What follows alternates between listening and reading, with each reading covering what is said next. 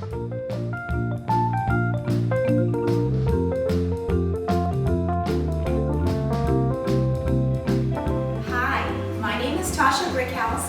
I am a dietetics student with Eastern Michigan University.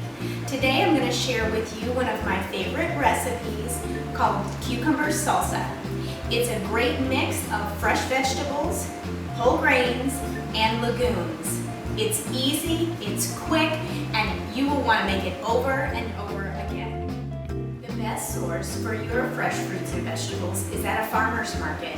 Today is Wednesday, and in Volusia County, Florida, Wednesday is the farmer's market day at the Volusia County Fairgrounds. So I took a trip over there to grab the freshest ingredients for our recipe.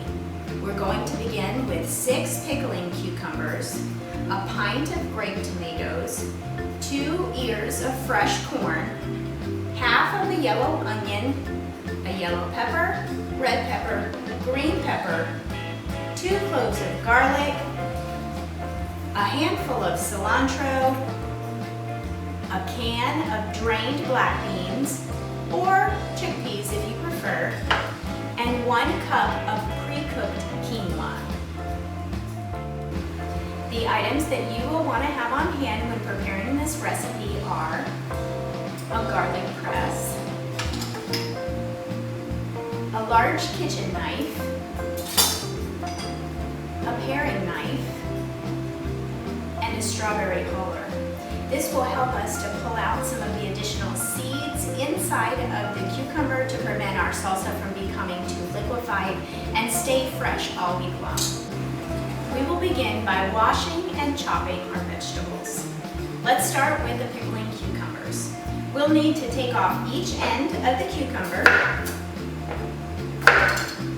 have a little garbage bowl available for you, and cut down the center of your cucumber. When you open it up, you see that there are lots of seeds on the inside of it, and we're going to use this strawberry huller just to clear out some of those seeds so that it will not make our salad too wet.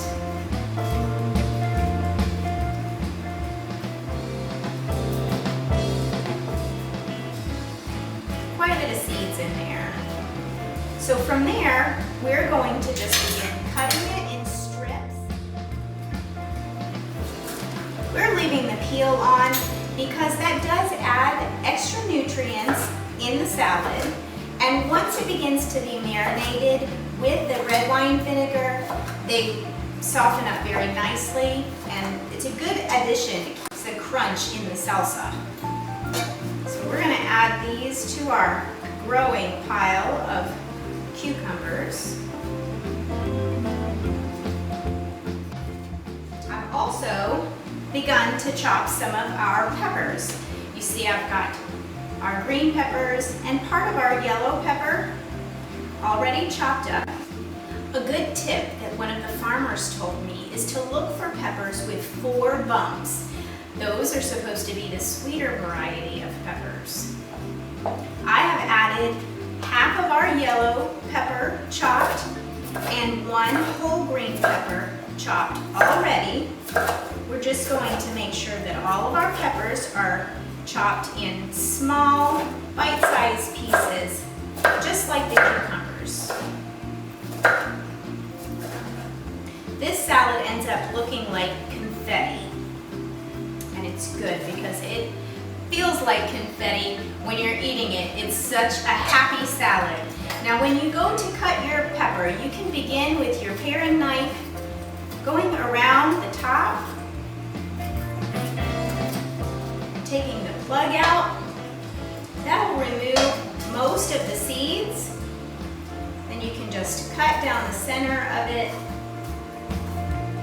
and remove any additional seeds.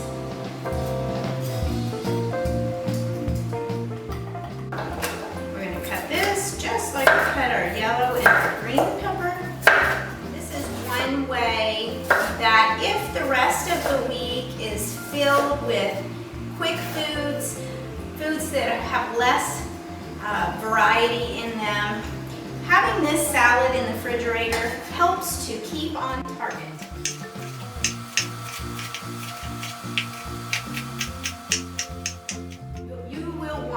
you break your cobs in half, it's just easier to manage. And then just run your knife down the side, cutting off the kernels. Just transfer that corn right into your salad. The milk from the corn actually kind of creates a little bit of a creamy texture in the salsa after a couple of days of marinating, and it's really yummy. The next thing we're going to want to do is to take our tomatoes and cut them in half.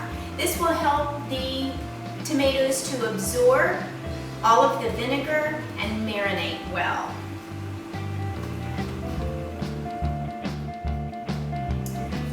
The last thing that we really need to chop up as far as our vegetables are concerned is an onion. You keep the end of the onion still intact and make small cuts down the onion and then cut in towards the end, but not all the way through.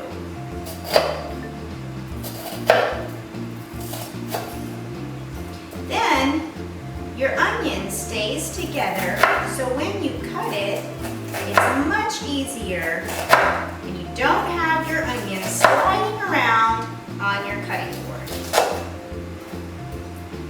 Take the very end and throw that away and add the onion to the salad.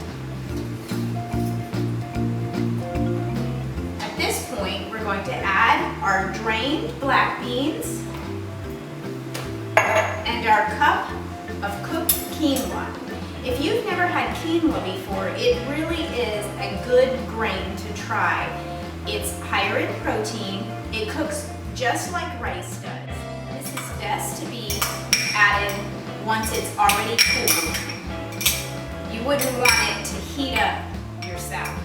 You just want to give our salad a nice stir to combine all of the ingredients so far. And then we'll add the last bit of our seasoning. So we have our handful of cilantro that I've separated from the stems. And if you just fold the cilantro in on itself and take your large knife and just begin to just kind of shred it. We don't really want big pieces of cilantro in the salsa. We just want that nice little bit of green. Salsa is not salsa without a little bit of cilantro. But there are those super tasters among us that feel like cilantro tastes more like soap to them. So this could actually be done without the cilantro. It would be less than salsa though, in my opinion.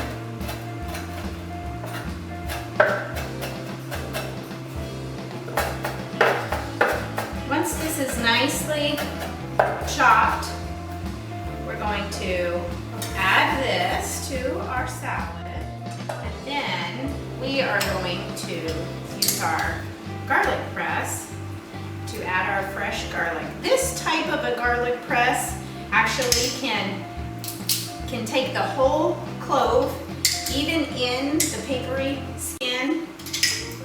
Just press it through. Take the back of a knife and shave off the garlic, and the skin comes right out. The final thing to do with our recipe is to add red wine vinegar.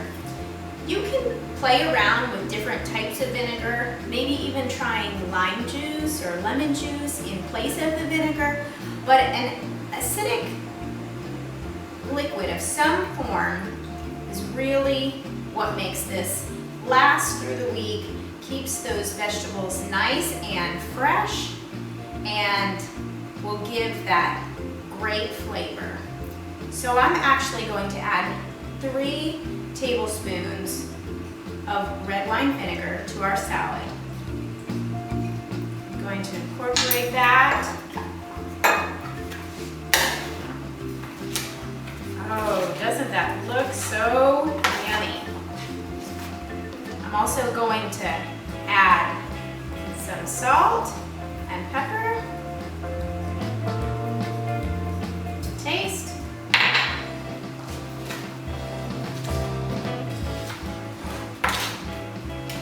And add that to my blue corn tortilla chips for a great snack.